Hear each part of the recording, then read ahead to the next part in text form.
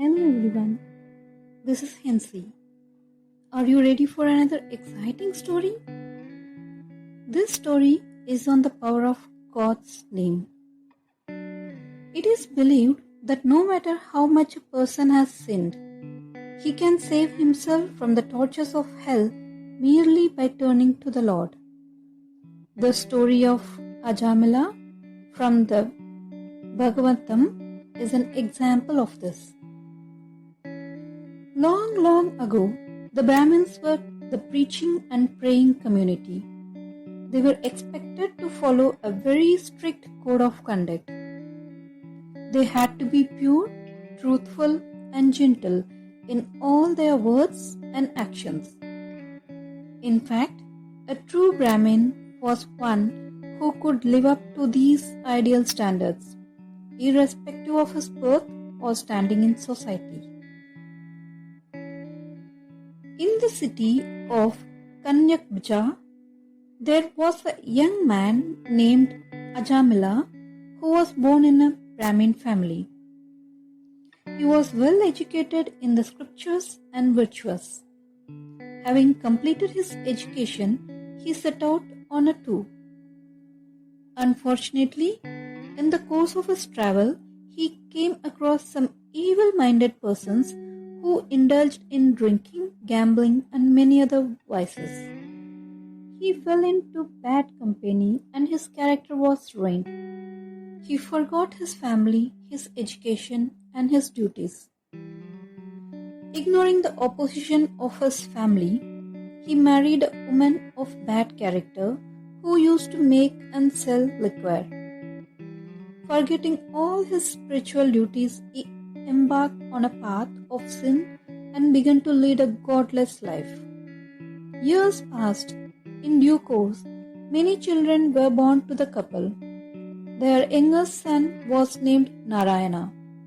He was his father's favorite, and Ajamila had a special soft corner for him.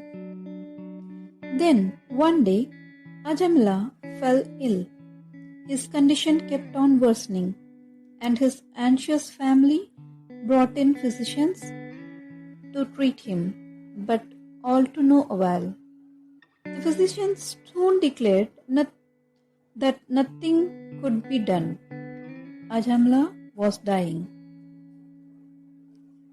As the appointed hour for his death drew closer, messengers from Yamaloka, the abode of Yama, the god of death, appeared and waited at his bedside. They had been instructed to carry his soul to hell. Realizing that he was sinking, the dying Ajamila fervently wished to see his beloved son Narayana, who, as luck would have it, was not at his bedside. Gasping for breath, he called out desperately, "Narayana! Narayana!" The dying man's call reached Vishnuluka, the abode of Vishnu. Because of Narayana was one of the names of Vishnu, Lord Vishnu immediately sent his servants in response to the call.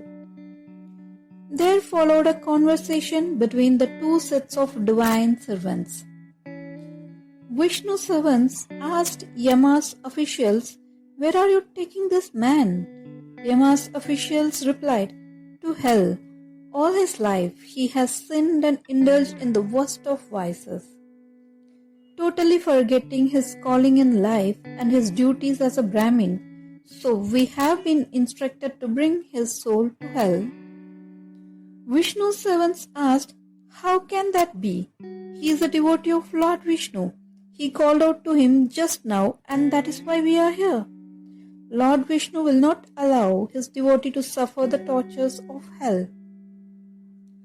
Thus there ensued an argument between Yama's officials and Vishnu's servants. In his semi-conscious state, Ajamila could hear it and understand what was going on. As he lay waiting for death to overcome him, scenes from his past life flashed through his mind. He recalled how far he had strayed from the true course of his life. He had started as a virtuous man but ended as a terrible sinner. He realized that he had become totally unworthy for the calling of a Brahmin. Guilt and remorse flooded his mind as he recalled all the sins that he had committed. His repentance was earnest and intense. He began to pray fervently from the bottom of his heart. He prayed to Vishnu for forgiveness for his sins. Yama's officials observed this. They felt that perhaps they had been mistaken in their assessment of the man. It seems that he is really a devotee of Vishnu, so probably we made a mistake. Anyway, we should not take him to hell, they said and went away. Thus, the moment when Ajamila was fated to die passed, changing his very destiny. He began to recover and soon sat up fully cured. But the man who recovered was not the old Ajamila.